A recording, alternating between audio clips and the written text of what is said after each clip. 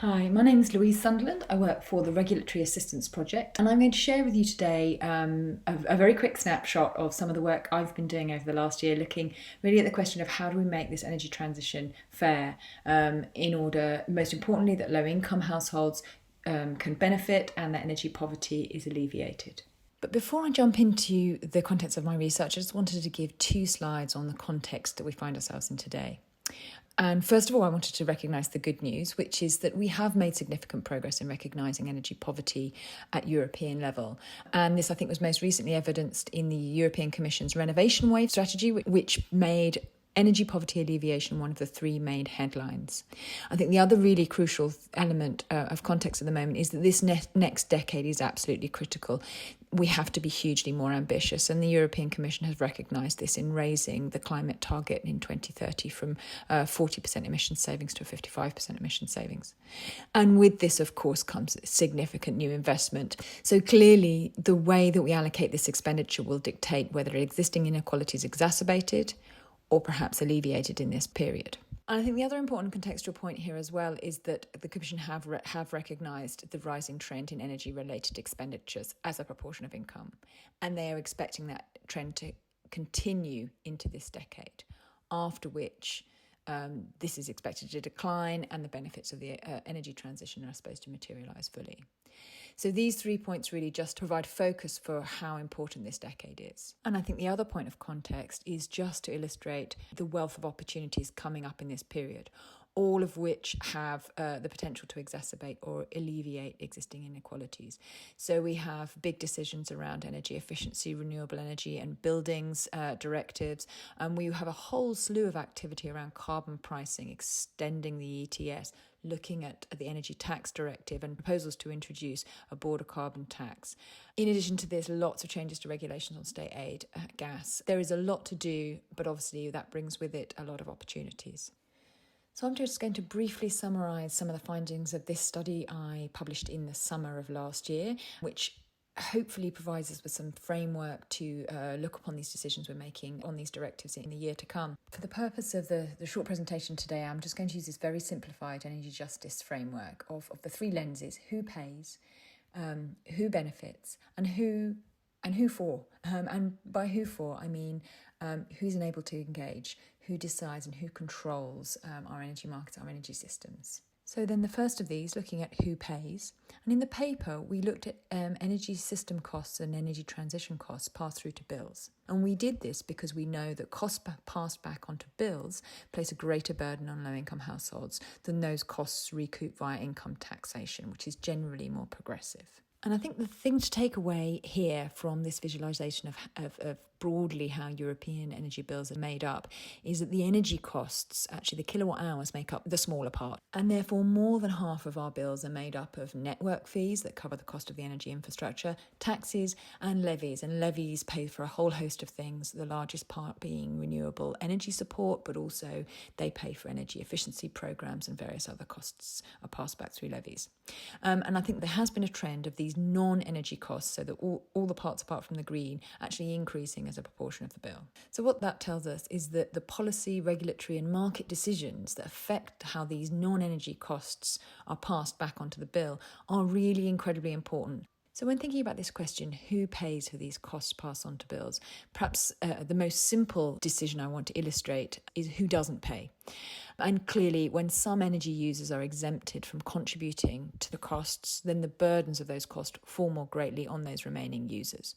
And we do see the vast majority of exemptions across Europe being used for energy-intensive industry. And they are variously exempted from the costs of infrastructure, the costs of renewable energy programs, and from the costs of carbon. And clearly we see that significantly through the provision of free emissions trading allowances in the EU emissions trading scheme. And there are a number of places in the European framework that enable these exemptions for energy-intensive industry, from the EU ETS directive itself through to the rules on state aid. But in addition to looking at who pays and who doesn't, we also need to look at how we pay. And it's here that we start to see decisions being made about how we pay that result in low-income households coming off worse. So broadly, there are 2 ways that costs are passed back onto bills. It's a little more complex than this in reality, but this is the simplified version. Costs are either divided up by consumer, so each consumer pays the same, or by kilowatt hour, so you pay on your consumption. And which of those options is chosen really matters. Because if you're a low user of energy, and low-income households disproportionately are, then costs passed back to you on a per customer basis impact you more heavily compared to your usage. And this is something illustrated quite nicely by this chart here. This is a study of network tariffs, so the cost of infrastructure passed back onto customer bills in Germany in different areas. And you can see the shapes of these lines are virtually all the same, apart from the turquoise line at the bottom. And this illustrates that in most areas in Germany, there is at least some element of fixed charging, some element of per customer charging in the network tariff. And you can see, therefore, that the low energy users, the annual consumption that's very low on the left, pay more euros per kilowatt hour.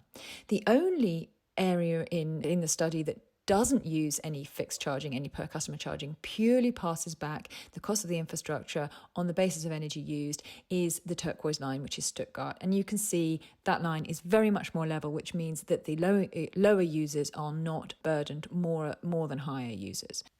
And that's really important because it also disincentivizes energy efficiency if you, in effect, pay less the more you use. And the worrying point here is that we do see, certainly in network tariffs, that an increasingly per customer or fixed charging is being used. And the last point I really wanted to make around who pays is to really focus in on the impact of carbon pricing and the burdens that it places on low-income households.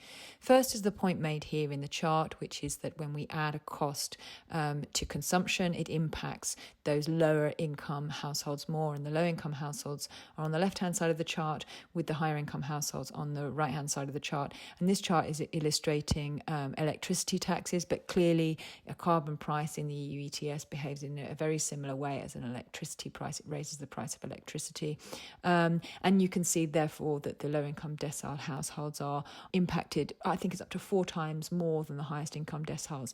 And the second point as well, I think, around carbon pricing is that it places a burden on those households that have the least ability to act on the price. And when I say act on the price, I obviously mean make changes to their consumption or fuel choices to really avoid the price. So we are creating a higher burden on low-income households who then do not have as much ability as other households to then decarbonise. So when we are looking at carbon pricing, very clearly we need to look at very strong mitigation measures to ensure that low-income households can benefit from demand reduction and from decarbonised fuels before the tax starts to bite. So that brings us quite neatly on to looking at the benefits and who benefits in the energy transition. And as that quote in one of my first slides from the European Commission indicated, the energy transition will bring benefits. And this study from Vermont in the US neatly illustrates both the direct and indirect benefits. The study investigated the impact of an energy efficiency obligation, which was paid for through electricity bills. And the study investigated the benefits of the saved electricity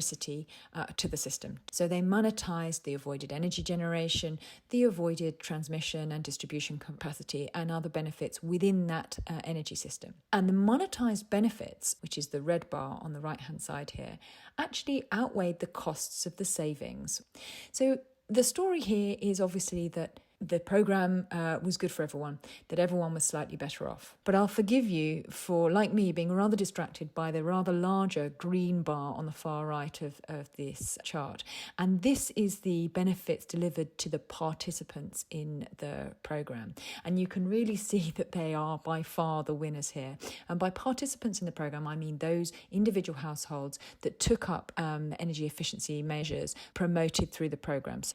But unfortunately, at the moment in Europe, the majority of our programs, particularly those paid for through our energy bills, are not designed in order that those direct benefits, those really big benefits in the green bar, are directed towards low-income or energy-poor households. And staying just with energy efficiency programs, energy efficiency obligations like the Vermont one, we see across Europe less than half of them have any provision within them to make sure that those savings are directed to energy-poor households. We absolutely need to be delivering these benefits benefits, particularly those paid for through bills, to these low-income energy poor households first rather than last. And finally, I'd just like to end my presentation with this final question about who for. Who is our energy system there to serve, and who do we want to really benefit in the energy transition? So we know, unfortunately, that engagement in energy retail markets is low, and this, combined with other structural inequities, contribute to higher costs for a range of essential services for poorer families. So looking forward for future work, I'd really like to focus on how we redesign our markets, tariffs, energy services to be more consumer-centred.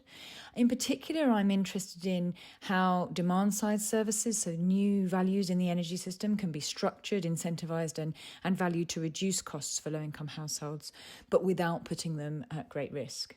So please do get in touch. I'm very much looking forward then to the discussions in the conference.